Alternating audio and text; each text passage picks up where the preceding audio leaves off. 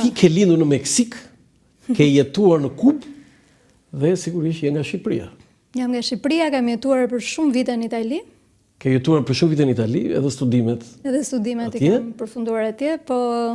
Tani, ti e këshu, do thënë, të them pak in the round of the world, po si, do në çfarë thanash lindën në Kubë?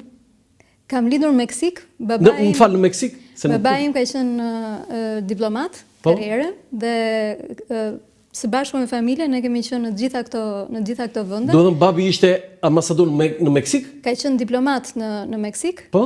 Shumë e ka hapur ambasadën e Meksikës për herë të parë. Është themeluar. Ka qenë viti 1972. Që është hapur ambasadën? S'kishin pasur për ambasadë, asnjëherë? Jo, asnjëherë. Asnjëherë? E ka themeluar ambasadën. Dhe babi, Çlirim Çepani, përshëndesim ambasador. Duan fort. Dhe ai japi ambasadën atje. Babi japi ambasadën atje. Po? Pastaj dhe ishte me gjithë maman dhe lindë ti. Lindi motra ime para meje. Atje, dhe motra. Po. Po ke marrë pasaport meksikane, ha? Mund ta marr, se ata kanë parimin New Soli, po nuk e kam marrë. Ata kanë parimin Sin Amerikë. Sin Amerikë, po lindë atje, po. Nuk e kam marrë. Dhe sa qëndruat ju në Meksik? Mbi 7 vite. Po? Në Meksik, pastaj lëvizëm për pak vite në Shqipëri dhe unë shumë e vogël kam shkuar në Kubë dhe kam bërë komplet shkollën fillore, e cila ka qenë një eksperiencë fakt jashtëzakonshme. Po ku e bën shkollën, kush jep të mësim ty? Unë isha në një shkollë që konsideroj shkollë ndërkombëtare, në fakt të vetëm ndërkombëtar isha unë dhe një çun tjetër aty, po kështu quhej. Dhe shkolla bëj në spanjisht. Ai ishte nga Guatemala, nëse se më. Do të thënë fëmijë ambasadori? Edhe ai ishte fëmijë diplomat. Do të thënë po dhe dhe Kuba ka qenë një eksperiencë shumë që më ka impaktuar shumë. Kam ndenjur që kur isha 6 vjeç, 7 vjeç deri kur isha 13 vjeç gati. Do të thënë nga Meksika ti besoj se mban gjë, mand. Jo, nuk më e mand. Nuk më e, se e vogël shumë. Motra ime po. Motra po.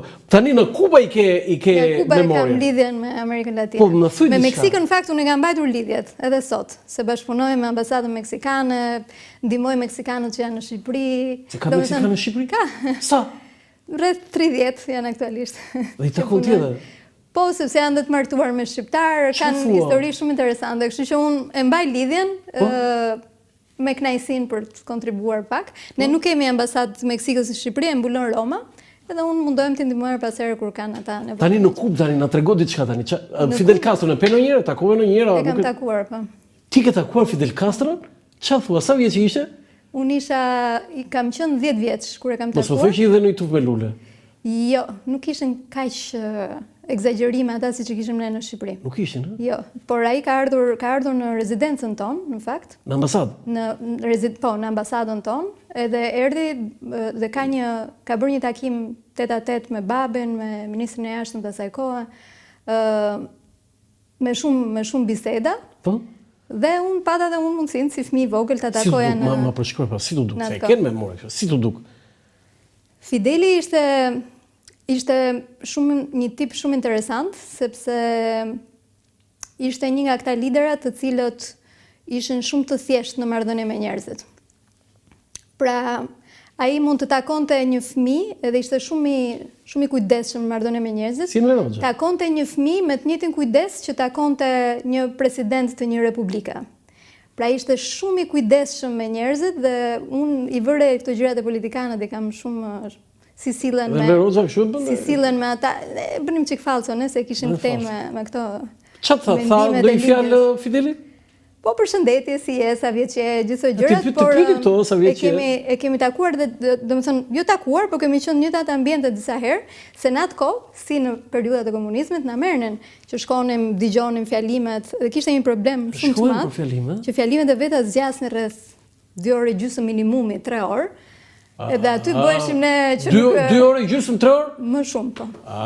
Tani e kuptojmë pse zgjasin këto fjalime të kohët e fundit në Shqipëri. Ishin fjalime që domethënë kur shkonim atje thoshim o Zot, tash kush si torturë? Ishte çik se ne ishim fëmijë. Pra ne ishim në shkollë, por kishte disa specifika shumë interesante. Ai ishte një njeri i formuar në Amerikë, në Harvard, ishte një njeri që kishte studiuar. Është diplomuar në Harvard? Edhe në Meksik. Se dija këtë. Kishte studiuar, pra ishte një... Për çfarë ishte studiuar? Ishte një njeri mjeksi. Për mjeksi në Harvard, ë? Dhe ishte shumë interesante mënyra se si e bënte leadershipin.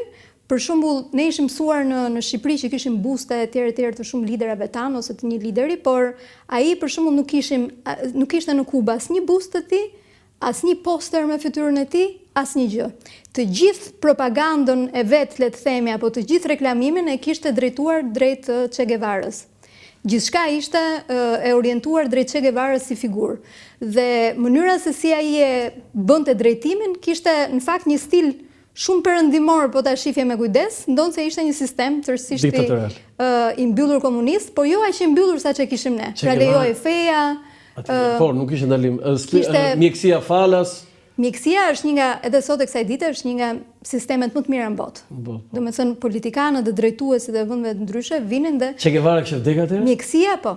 Mjekësia dhe arsimi ishin dy fushat që nga ata duhet mësuar shumë edhe sot e kësaj dite. Domethënë arsimin që unë kam bërë atje është një arsim që më ka një lloj sistemi që më ka le të themi vënë baza shumë të rëndësishme për arsimin e mëtejshëm pastaj në sisteme të tjera. Si ishte jeta në Kubë? Ka një detaj, një gjë kështu që të ka mbetur në mendje? Mua më ka mbetur në mendje njerëzit. Ata ishin njerëz të jashtëzakonshëm, me gjithë vuajtjet që kishin, varfrinë etj. Ishin njerëz shumë pozitiv. Dhe nëse kishin për të thënë një fjalë të mirë apo një fjalë të keqe, ata zgjidhin gjithmonë fjalën e mirë.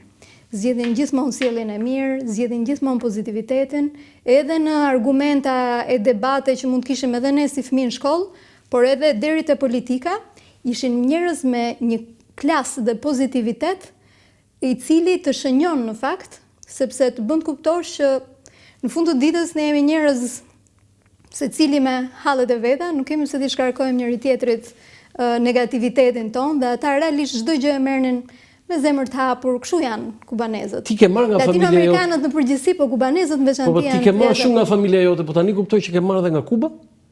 Ka marrë. Ke marrë? Urojt ke marrë.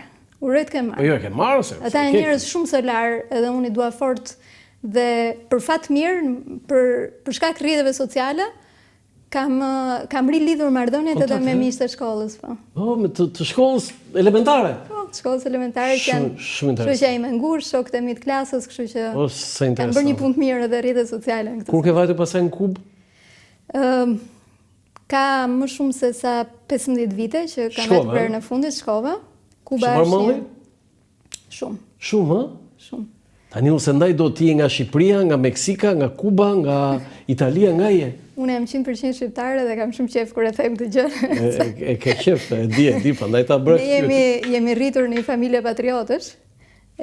Kam disa, se më ke çuar edhe ti foto, po edhe unë jam edhe kur ishim në Kubë, ishte interesante se si fëmijë i vogël, kur ti bën shkollën, unë flisja në spanjisht, e kisha më vinte më kollaj se sa shqipja, se shqipja është një gjuhë e vështirë. Po?